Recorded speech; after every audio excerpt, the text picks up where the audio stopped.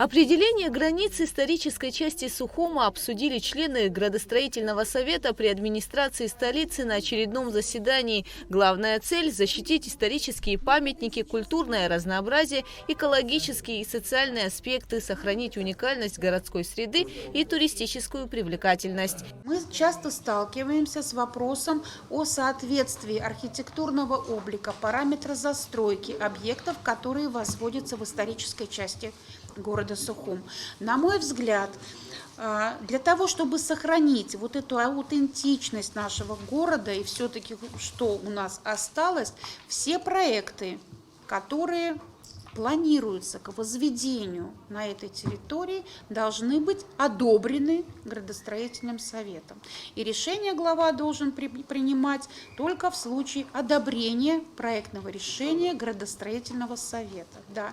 Потому что рекомендательный характер по городу, как это у нас сейчас прописано и в градостроительном кодексе, он недостаточно, скажем так, эффективен. Специалисты Государственного управления историко-культурного наследия предложили утвердить зону исторического центра города в границах от пересечения бульвара улицы Иналыпа на север до полосы отвода железнодорожных путей, от них до берега реки Басла, по берегу реки Басла до пересечения с набережной Махаджиров, по набережной Махаджиров до набережной Диаскуров, от нее до пересечения с бульваром улицы Иналыпа.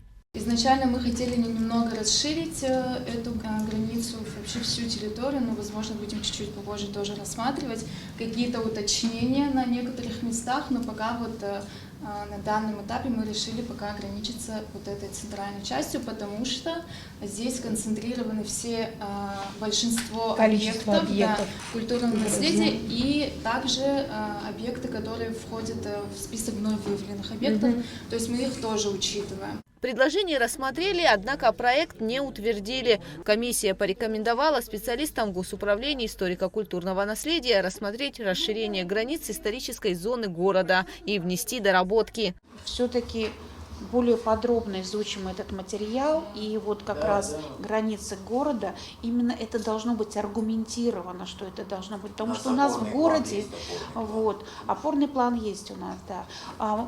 Мы должны понимать о том, что в городе есть достаточно много ветхой застройки, которая будет меняться.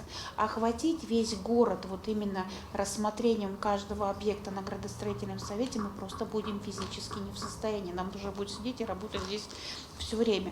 Но вот эти объекты, которые строятся, я считаю, что мы обязаны рассматривать на градсовете именно историческая часть города. В декабре прошлого года в администрацию столицы поступило распоряжение исполняющего обязанности премьер-министра Валерия Бганба, согласно которому районные и городские мэрии должны определить сроки, перечень и объем работ по подготовке документов территориального планирования. Когда мы будем определять те или иные территории, которые у нас идут под многоквартирную застройку, под частную застройку, да, зонирование территории города, вот одним из основных вопросов должно быть утверждение границ исторического центра. К нему будут прописаны особые требования. И для того, чтобы те проектные организации, которые будут разрабатывать нам генеральный план города, а до начала этого территориальное планирование города, мы должны будем определить и показать особую значимость тех или иных территорий. Следующим этапом у нас будет рассмотрение и утверждение границ пляжных территорий, да, потому что они тоже у нас нигде юридически не утверждены.